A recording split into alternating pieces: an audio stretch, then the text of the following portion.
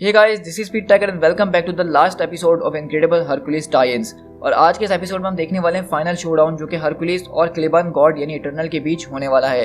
Last episode में हमने देखा था कि स्नोबर्ड इन लोगों से पीछे रह जाती है कुछ मॉन्स्टर से लड़ने के लिए और हरकुलिस और उसका गॉड स्क्वाड पहुंचता है क्लेबन के सामने।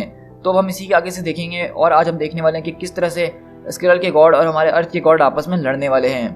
अब आगे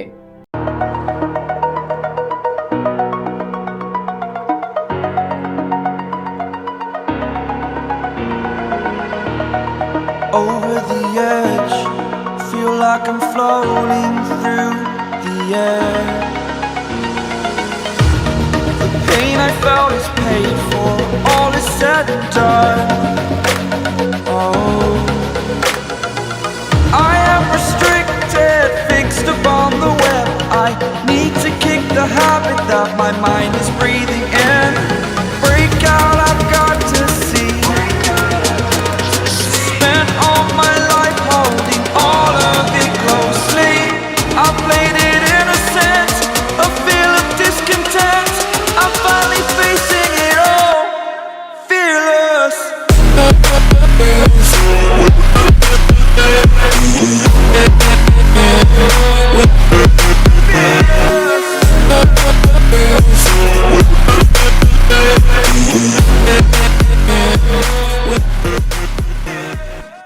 तो बेसिकली हम लोग यहाँ से बहुत पहले शिफ्ट होते हैं जहाँ से हमें बेसिकली स्केरल लोगों का ओरिजिन और इनके गॉड्स की डिटेल्स बताई जा रही होती हैं। वैसे ये सारी चीज़ें मैं आपको पहले एक वीडियो में समझा चुका हूँ, अगर आपने देखी हो, जो कि मैंने अपने चैनल पे शेयर करी थी, क्री और स्केरल का ओरिजिन, जो कि मैंने नो योर यूनिवर्स के एपिसोड 3 में आप लोग के साथ शेयर किया था।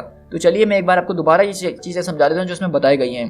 तो इसको समझने से पहले आपको कुछ चीज़ें ध्यान में रखनी चाहिए, वो ये हैं कि जिस तरह से अर्थ के ऊपर सेलेस्टियल्स ने आके 3 रेसेस बनाई थी, डिविएंट्स, इटर्नल्स और ह्यूमंस, इसी तरह उन्होंने स्क्रल के लोगों के ऊपर भी एक्सपेरिमेंट्स करे थे और वहाँ से बहुत अलग अलग तरह के स्क्रल्स बनाए थे, जिसमें से कुछ नॉर्मल स्क्रल्स थे जो कि अपनी फॉर्म के अंदर रहते थे और कुछ स्क्रल्स ऐसे थे जो कि चेंजिंग पीपल थे, जिनको आज हम कॉमिक्स में पढ़ रहे हैं, जो कि रूप बदल सकते हैं। वरना हर स्क्रल ऐसा नहीं है जो कि अपना रूप बदल सकता है, वो अपने नॉर्मल रूप में वैसा ही रहता है। और उसके अलावा तीसरे जो स्क्रल्स थे वो इटर्नल स्क्रल्स हैं। जिस तरह ह्यूमंस के अंदर इटर्नल थे, इस तरह स्क्रल्स के अंदर भी इटर्नल थे और उसी के बारे में हम ये सारी कहानी देख रहे हैं। और उसके अलावा एक और रेस बनाई गई थी जिसको डायर रेत कहा जाता है और वो बिल्कुल ही इनसे अलग हैं। वो दरअसल मिस्टेक आर्ट्स परफॉर्म करते हैं स्क्रल के लोग, लेकिन वो बहुत कम रह गए हैं इस वर्ल्ड के अंदर। तो बेसिकली अगर आपको ये बातें समझ में आ गई हैं तो हम यहाँ से अपनी स्टोरी कंटिन्यू करते हैं। तो यहाँ पे हमें जो है स्क्रल का गॉड क्लेबन कहानी सुना रहा होता है और बोलता है कि हमारी किताबों के अंदर लिख दिया गया था और हमारी किताबों को बुक ऑफ वर्ल्ड्स के नाम से कहा जाता है और उसके अंदर हर चीज़ पहले से मौजूद है। जैसा कि तुम जानते हो कि चेंजिंग पीपल जो थे वो तादाद में बहुत ज़्यादा थे जो अपना रूप बदल सकते थे और ये सारे उन लोगों को मार रहे थे जो अपना रूप नहीं बदल सकते थे और उनको ख़त्म करना चाहते थे। यहाँ तक कि हमने देखा कि उन्होंने किस तरह से औरतें, बच्चे, जवान, मियाँ बीवी, चाहे वो अमीर गरीब या सर्वेंट हो, उन्होंने सबको ख़त्म करके रख दिया था।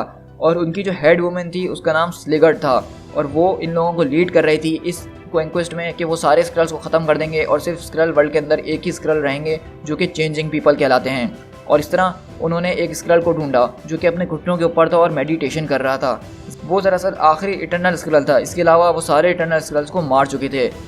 तो स्लिगर्ड वहाँ पर उसे टॉन्ट करते हुए पूछती है कि अब तुम क्या बुलाते हो अपने आप को। और इस तरह हमने देखा था कि किस तरह स्लिगर्ड ने अपने लोगों के साथ सारे इटर्नल स्क्रल्स को मार दिया था और अब ये आखिरी इटर्नल स्क्रल रह गया था। तो वहीं पे क्लेबन अपनी आंखें चमकाता और बोलता है कि स्पेस गॉड्स ने मुझे नाम दिया था क्लेबन और मुझे बनाया गया था तुम लोगों के लिए, तुम लोग मुझे नहीं मार सकते हो। तो स्लिगर्ड पूछती है, अच्छा वाकई में, और ऐसा क्यों कॉवर्ड? क्योंकि मैं तुम हूँ और तुम अपने आप को नहीं मार सकती हो। ये सच ऐसा था जिसने सारे स्क्रल्स की आंखें खोल दी और उनका दिमाग काम करना छोड़ दिया था।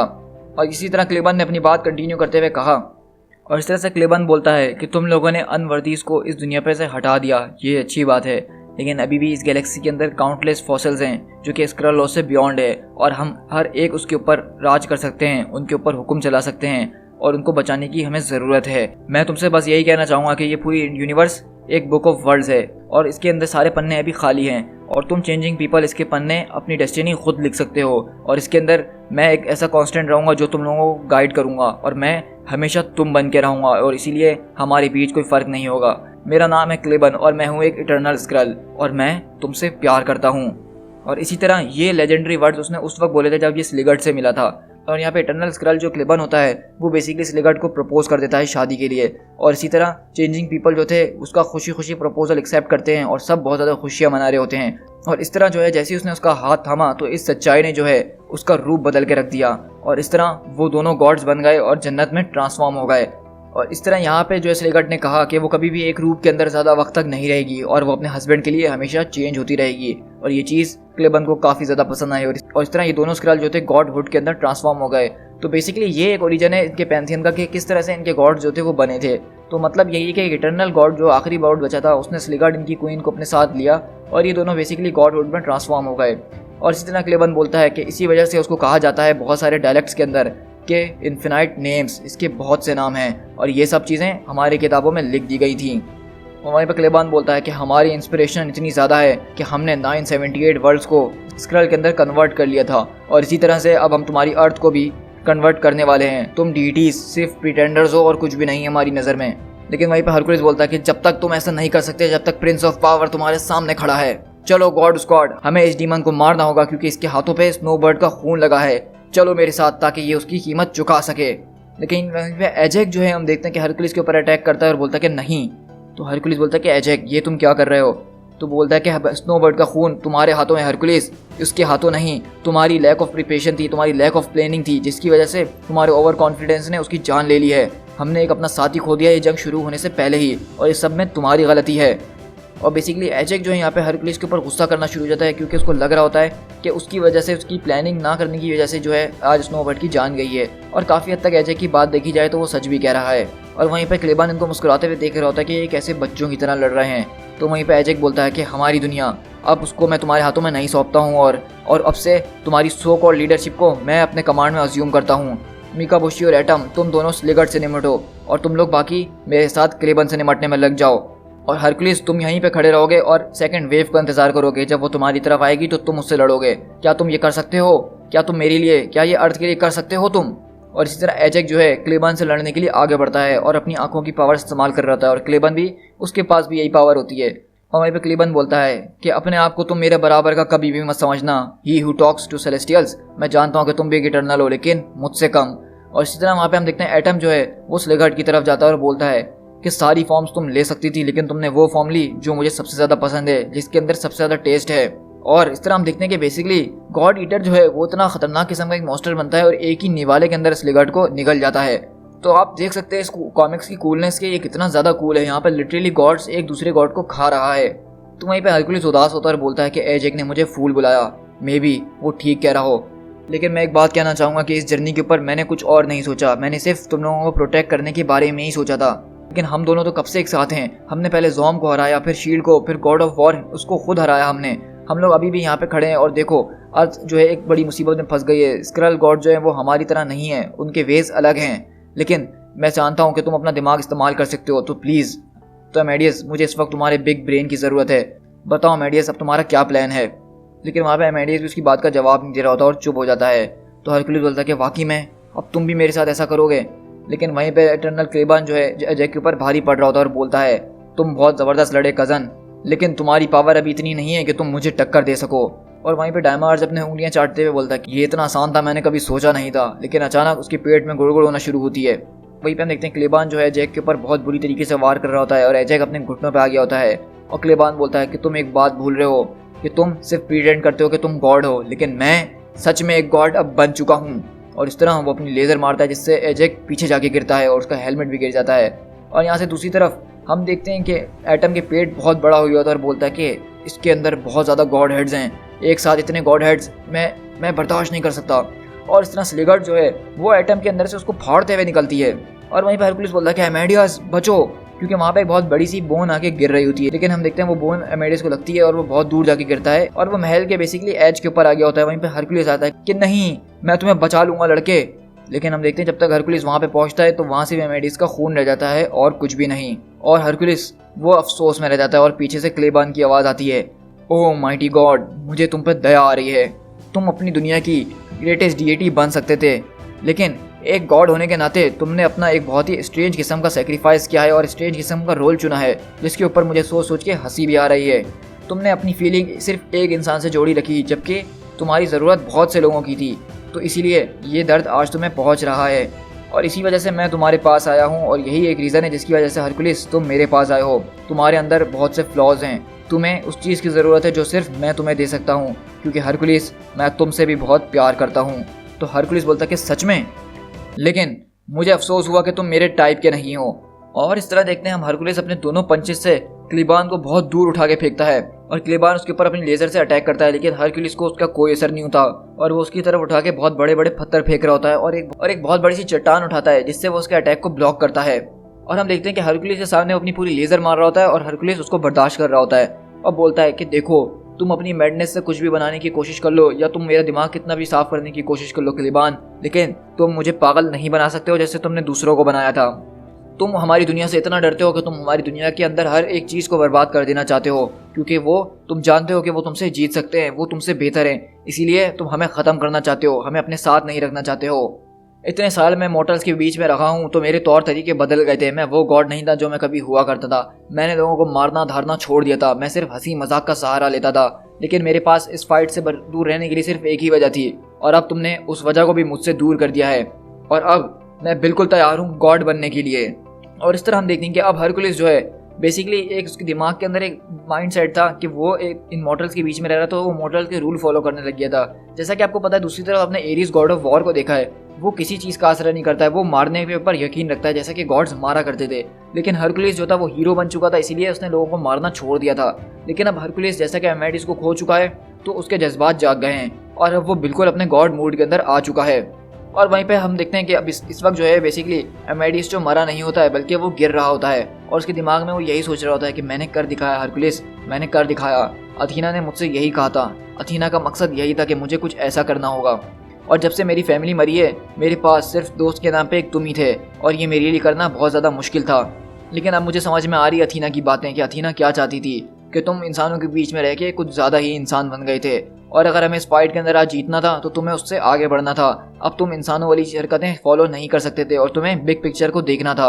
इसीलिए इस सब को करने के लिए मुझे ये कदम उठाना ज़रूरी था, मेरा गायब होना ज़रूरी था। मैंने ये इसीलिए करा ताकि हमारी दुनिया बच सके, लेकिन अब मैं मरने वाला हूँ, कितना अच्छा मुझे इसका मौका मिला। लेकिन वहीं पर हम देखते हैं कि एमेडियस अपनी आंखें बंद कर लेता है और वो इस वॉइड के अंदर गिर रहा होता है, लेकिन पीछे से स्नोबर्ड आती है और वो बोलता है कि स्नोबर्ड तुम जिंदा हो, मैं तो समझा कि तुम मर चुकी होगी। स्नोबर्ड बोलती है कि हाँ वो तो मैं काफ़ी बार मर चुकी हूँ और अब ये मेरे लिए चीज़ें पुरानी हो गई हैं। और बोलती है कि मैं जब वहाँ पे गिर रही थी, हार रही थी, तो मैंने सोचा कि मर तो मैं बहुत बार चुकी हूँ और ये कितना आसान है, लेकिन आज कुछ मुश्किल करके देखते हैं। तो अभी मैंने सोचा कि आज मैं मरूंगी नहीं बल्कि मैं अपने टीम मेट्स के लिए लड़ूंगी और उनको बचाऊंगी। और मैंने देखी थी हमारे लोगों की क्या सिचुएशन थी, इसीलिए मैं यहाँ पे आज किसी भी हाल में बचकर आई। मैं जो थी एक बहुत बड़े मच्छरों के क्लाउड के अंदर ट्रांसफॉर्म हो गई थी और मैं सीधा उस मॉन्स्टर के अंदर घुस गई और उसको अंदर से ख़त्म कर दिया। लेकिन मुझे डर है कि उसके अभी भी गुलाम गॉड्स जो हैं वो मेरे पीछे आ रहे होंगे, हमें जल्द से जल्द हरकुलिस को ढूंढना होगा। तो एमेडिस बोलता है कि इसमें मुश्किल क्या है, आवाज़ आ रही है तुम्हें, बस इस आवाज़ को फॉलो करो, क्योंकि मेरे हिसाब से आज कोई स्क्रल बहुत बुरी तरीके से पिट रहा है। क्योंकि हम देख रहे होते हैं कि हरकुलिस इस वक्त क्लीबान को ऐसा धो रहा होता है जैसे कि कपड़ों को धोता है। और वहीं पर क्लीबान बोलता है कि बस हार मान जाओ हरकुलिस, हम दोनों एक दूसरे के मुकाबले के हैं, लेकिन तुम इस फाइट को सरवाइव नहीं कर पाओगे। तो हरकुलिस बोलता है कि हाँ, और तुम भी इस फाइट को फिर सरवाइव नहीं कर पाओगे, जैसा कि तुमने कहा कि हम दोनों मैच के हैं क्लीबान। लेकिन क्यों ना मैं तुम्हें हमारे अंकल प्लूटो के पास सैर पे भेज दूँ जहन्नुम के अंदर, ताकि वहाँ तुम्हारी थोड़ी खिदमत वो कर सकें। तो क्लीबान बोलता है कि तुम मेरी बात क्यों नहीं समझ रहे हो, तुम मेरा मकसद क्यों नहीं समझ रहे हो कि मैं तोहफा जो तुम्हें देना चाहता हूँ उसको कबूल करो। हमारे बगैर तुम और तुम्हारे गॉड्स आपस में एक दूसरे को मार देंगे। तुम लोग आपस में ही लड़ते रहते हो, आपस में ही जंगे करते रहते हो, और इससे किसका फ़ायदा हो रहा है, किसी का नहीं। मैं इस सब को बदलना चाहता हूँ, मेरे इस चेंज को एक्सेप्ट करो और मेरे साथ जिंदा रहो। तुम मेरे साथ रहोगे तो उससे बेहतर बन जाओगे जो तुम कभी हुआ करते थे। और वहीं पे हम देखते हैं कि एमेडिस अपना दिमाग चलाना शुरू करता है और वो वहाँ पे देखता है कि वहाँ पे डायमायर्च यानी कि गॉड ईटर की जो है रेड की हड्डी पड़ी होती है, स्पाइन, और जो कि दरअसल एक एल्डर गॉड है और ये अर्थ पे आने वाला सबसे पहले एल्डर गॉड में से एक गॉड है, जो कि डायरेक्ट गाया का बेटा था, जो कि गाया का सबसे पहला बेटा था। और गाया बेसिकली मदर अर्थ को कहा जाता है और मदर अर्थ बेसिकली बहुत सारी मिथोलॉजीज़ के अंदर है। मार्वल भी उसको अपनी मिथोलॉजीज़ में रखता है, नॉर्स गॉड्स भी रखते हैं और ग्रीक गॉड्स भी रखते हैं। तो ये डायरेक्ट उसका बेटा था, इसलिए इतना ज़्यादा ताकतवर है। और वहाँ पे एमेडिस अपना दिमाग चलाता है इसकी रेड की हड्डी को इस्तेमाल करने के लिए और बोलता है कि स्नोबर्ड तुम समझ गई? तो बोलती कि हाँ बिल्कुल। तो वहीं पर हरकुलिस अपनी बहुत बुरी हालत में बोलता है कि रियली क्लीबान तुम्हारा मकसद क्या है कि तुम हमें रिप्लेस कर दो और हमें परफेक्ट कर दोगे? तुमने मेरी बहन, मेरे भाई या मेडिस जो स्नोबर्ड, उन सबको मारने की कोशिश करी, यहाँ तक कि तुमने एजेक और गॉड ईटर को भी मार दिया है। लेकिन तुम्हें क्या लगता है कि ये सारी चीज़ें हमारे फ्लॉज को दूर करेंगी? तुम्हें क्या लगता है कि ये सेक्रीफाइस से क्या होगा? इससे अब और कुछ नहीं होने वाला। तुम्हें जो करना था तो वो तुमने कर लिया और अब मेरी आंखें खुल चुकी हैं। और वहीं पर हम देखते हैं कि स्नोबर्ड जो है रेड की हड्डी लेते हुए इसकी तरफ आ रही होती है और हरकुलिस बोलता है कि नहीं, तुम लोग कोई इन्फिनाइट नेम्स नहीं हो, बल्कि जो मेरे दोस्त हैं वो इन्फिनाइट नेम्स हैं। इस यूनिवर्स के अंदर उनका नाम याद रखा जाएगा और तुम्हारी ये छोटी सोच और छोटी हरकतें अब कभी किसी को इस यूनिवर्स के अंदर याद नहीं रहने वाली हैं। और इसी तरह हम बेसिकली देखते हैं कि पीछे से स्नोबर्ड आती है और क्लिबान के अंदर आर पार उसकी रेड की हड्डी घुसा देती है। और इसी तरह क्लिबान वहाँ पे बहुत जोर से चिल्लाता है और उसके अंदर से बहुत सारी एनर्जीज निकल रही होती हैं। और इसी तरह हम लोग यहाँ से शिफ्ट होते हैं अर्थ के ऊपर, जहाँ पे स्क्रल का फ्लैगशिप जहाज खड़ा होता है। और बेसिकली ये एक तरह का टेंपल होता है क्लिबान का, और यहाँ पे सारे इनके प्रीस्ट और गॉड्स वगैरह रहते हैं, प्रॉफिट्स वगैरह रहते हैं। लेकिन अचानक इनका जो टेंपल होता है उसके अंदर एक धमाका होता है और वो स्क्रल्स बोलते हैं कि मास्टर, हमारी master copy book of worlds की उसने अपने आप को डिस्ट्रॉय कर लिया। तो वो प्रीस्ट बोलता है कि तुम समझ रहे हो ना इसका क्या मतलब है? मतलब अब हम हार चुके हैं, हमारे गॉड्स गिर चुके हैं, हमें बैकअप की ज़रूरत है। रीड रिचर्ड भी यहाँ से भाग चुका है। तो बेसिकली आपको अगर याद हो कि एबिकल ब्रांड ने, आप सोच रहे होंगे कि इतनी आसानी से रीड रिचर्ड को स्पेस में से कैसे छुड़वा लिया था। तो दरअसल उसके पीछे एक वजह ये थी कि जब हरकुलिस ने इन गॉड्स को मारा तो इनकी उम्मीदें वहीं पे ख़त्म हो गई थी। ये स्क्रल्स वैसे ही हार मान चुके थे और इसी वजह से एबिकल ब्रांड ने उनसे आसानी से निमट ली और रीड रिचर्ड को वहाँ से छुड़वा के अर्थ पे वापसी ले आई। और यहाँ से हम स्क्रल ड्रीम टाइम के अंदर शिफ्ट होते हैं, जहाँ पे मेन फाइट तो खत्म हो गई है। क्लिबान गॉड तो मर चुका है, लेकिन स्लिगर्ड अभी भी जिंदा है और वो मिका बोशी से लड़ रही है। और यहाँ पे हम देखते हैं कि मिका बोशी और स्लिगर्ड दोनों एक दूसरे के आपस में रूप एक्सचेंज कर रहे होते हैं, क्योंकि दोनों जो हैं शेप शिफ्टर्स हैं। और वहीं पे मिका बोशी बोलता है क्या तुम्हें क्या लगता है, क्या तुम मुझे मैच कर सकती हो? तो स्लिगर्ड बोलती है कि मैं तो सिर्फ तुम्हारे करीब आना चाहती हूँ और तुम्हें मार डालना चाहती हूँ। और इस तरह से स्लिगर्ड जो है उसको बीच में से पकड़ के उसके 2 टुकड़े कर देती है। और वहीं पे एमेडिस बोलता है कि वो मिका बोशी, लगता है उसके तो आज लग गए हैं, वो नहीं बचने वाला। लेकिन वहीं पे हरकुलिस पीछे आता और बोलता है कि एमेडियस मेरी बात सुनो। तो एमेडियस बोलता है कि नहीं हरकुलिस, हमें जो है अभी काम अपना निपटाना होगा, अभी ये काम खत्म नहीं हुआ। लेकिन हरकुलिस आता और बोलता है कि ये सब छोड़ो मेरे भाई, मुझे गले लगाओ। और हरकुलिस उसको खुशी से गले लगा लेता है और उसको देख के बहुत खुश हो रहा होता है, क्योंकि वो समझ रहा था कि एमेडियस जो उसका बेस्ट फ्रेंड मर चुका है। और एमेडियस बोलता है कि जरा आराम से यार, मेरी पसलियाँ ना टूट जाएं। और यहीं से हम देखते हैं कि हरकुलिस उनके पूरे महल को तबाह कर रहा होता है और वहाँ से कूदता है। और वो लोग देखते हैं कि स्नोबर्ड के ऊपर गिरते हैं और वो स्नोबर्ड को देख के और भी ज़्यादा खुश होता है। और वो पूछता है कि वाकई में नायरा ये तुम हो? तो वो बोलती है कि ऑफ कोर्स, तो तुम्हें क्या लगा था कि मैं यहाँ से मर जाऊंगी? और इस तरह देखते हैं कि हरकुलिस एमेडियस जो उसके पास बैठते हैं, तो वो पूछती है कि ये बताओ कि एजेक और डायमोअर्च कहाँ हैं? तो वो बोलता है हरकुलिस कि वो दोनों गिर चुके हैं और साथ में मिका बोशी भी। डायमोअर्च बेसिकली डेस्टिन्ड था कि वो एंड ऑफ द टाइम में हमें मारेगा। तो मुझे ये समझ में नहीं आया कि आज ये सब कैसे हुआ। और दूसरी तरफ मिका बोशी, वो तो मैं पहले कसम खा चुका था कि मैं उसको मार के रहूंगा और अब वो खुद ही मर चुका है। लेकिन एजेक, उसके लिए मैं आंसू नहीं बहाऊंगा, क्योंकि इटर्नल्स वो मरते कहाँ हैं, वो तो रिजरेक्ट हो ही जाते हैं अपने चैम्बर्स के जरिए। और ये बात आप लोग बहुत अच्छे से जानते हैं कि हरकुलिस किस बारे में बात कर रहा है। और इसीलिए मैं खुश हूँ कि आज वो एजेक जो है एक हीरो की तरह, एक दोस्त की तरह मरा है। और साथ में किरबी की बात करें तो उसके लिए भी मैं आंसू नहीं बहाऊंगा, क्योंकि उसका इस्तेमाल स्क्रल के लोगों ने करा था हमारे बीच घुसने के लिए। और इससे मैं समझ सकता हूँ कि उस कुत्ते की कितनी वैल्यू थी। वो हमारा सच में एक दोस्त रहेगा। तो वहीं पे एमेडियस अपने आंसू पूछते हुए बोलता है कि चलो ठीक है भाई, मैं तुम्हारी बात समझ गया, लेकिन ये तो बताओ कि तुम क्यों रो रहे हो फिर? तो हरकुलिस रोते हुए बोलता है क्योंकि कभी कभी हमें सिर्फ हार पे नहीं रोना चाहिए, बल्कि जो हमारे पास होता है हमें उसके लिए भी रोना चाहिए। और वहीं पे स्नोबर्ड बोलती है कि अब तुम मेरे पैरों को गीला मत करो यार। और इसी तरह वो लोग सब वहाँ पे इमोशनल होते हैं और वो लोग यहाँ से ड्रीम टाइम से निकल जाते हैं वापसी अर्थ के लिए। लेकिन इस स्टोरी के एंड में हम देखते हैं कि वहाँ पे जहाँ पे डायमोअर्च और मिका बोशी की फाइट हो रही होती है, वहाँ पे ये फाइट अभी भी कंटिन्यू चल रही होती है। और दरअसल हम देखते हैं कि जो अभी इनक्रेडिबल हरकुलिस और एमेडियस जो ने देखा था कि स्लिगर्ड जो थी वो मिका बोशी को मार चुकी थी, तो हमें यहाँ पे ये बात रिवील होती है कि वहाँ पे जो है स्लिगर्ड खड़ी हुई होती है चट्टान के ऊपर और बोलती है कि पुअर स्लेव्स, तुम्हारे गॉड्स मर चुके हैं, लेकिन तुम्हारा मकसद अभी भी वही रहना चाहिए। और बेसिकली हम लोग देखते हैं कि वहाँ पे मिका बोशी नहीं मरा होता, बल्कि वो मिका बोशी के रूप में स्लिगर्ड थी, और स्लिगर्ड जो था वो दरअसल मिका बोशी था उसके रूप में। यहाँ पे दरअसल हुआ ये कि मिका बोशी ने इनक्रेडिबल हरकुलिस और एमेडियस को पागल बनाया ये दिखाने के लिए कि वो मर चुका है, जबकि यहाँ पे मरने वाला कोई और नहीं बल्कि स्लिगर्ड थी, जो कि इन स्क्रल्स की गॉडेस है। और वहीं पे मिका बोशी जो है एक तरह से अब अर्थ के पैंथीन से आज़ाद हो गया होता है और सब लोग समझ रहे हैं कि वो मर चुका है। और मिका बोशी यहाँ पे जितने भी गॉड्स गुलाम हैं उनको बोलता है कि अब तुम सबके ऊपर मिका बोशी का राज चलेगा, फ्री ऑफ कामी। और मैं तुमसे इस बात का वादा करता हूँ कि तुम और हम सब मिलके इसका बदला ज़रूर लेंगे। और इस तरह से हम देखते हैं कि ड्रीम टाइम के अंदर अब मिका बोशी आज़ाद है और वो अब इन सारे गॉड्स के ऊपर रूल कर रहा है। और यहाँ पे हम देखते हैं कि गॉडेस अथीना जो होती है वो बेसिकली ये सारी चीज़ें बैठ के देख रही होती है। उसको इस बारे में पता होता है कि मिकाबोशी जिंदा है और अथीना यहाँ पे ये बोलती है कि ये तो उससे भी बढ़िया गया जितना मैंने प्लान किया था। सो गाइस बेसिकली यहाँ पे हमने एक एंडिंग जो देखी है वो बहुत ज़्यादा ज़बरदस्त देखी है इस कॉमिक की।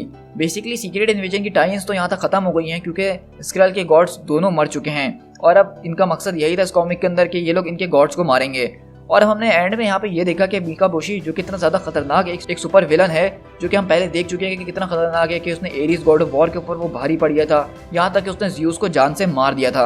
अब वो जो है आज़ाद हो चुका है और इन सारे गॉड्स के ऊपर रूल कर रहा है और उसका कोई प्लान जो है वो काफ़ी बड़ा प्लान लग रहा है देखने से ही। और अथीना हम देख रहे हैं कि ये सारी बातें जानती है लेकिन उन्होंने हरक्लिस को इन्फॉर्म नहीं किया। तो अब यहाँ पे कंफ्यूजन वाली बात ये कि अथीना ये दरअसल साइड पे किसकी हैं, क्या ये हरक्लिस के साइड है या मिकाबोशी के साइड है। तो आपकी तरह फिलहाल मैं भी अभी यहाँ पे कंफ्यूज हूँ और मैं आप लोग का सस्पेंस खराब बिल्कुल भी नहीं करना चाहूँगा, लेकिन मैं इतना बताना ज़रूर चाहूँगा कि यहाँ से जो है ये स्टोरी बहुत ज़्यादा ज़बरदस्त होने वाली है और इनक्रेडिबल हरक्लिस की स्टोरी अब जो है हम आगे कंटिन्यू रखेंगे जिसके अंदर हम इन सारी चीज़ों को कवर करते ही रहेंगे। सो गाइस इसके बाद हम मिलेंगे अपने सीक्रेट इन्वेजन के मेन इवेंट के अंदर। जब तक के लिए थैंक यू सो मच।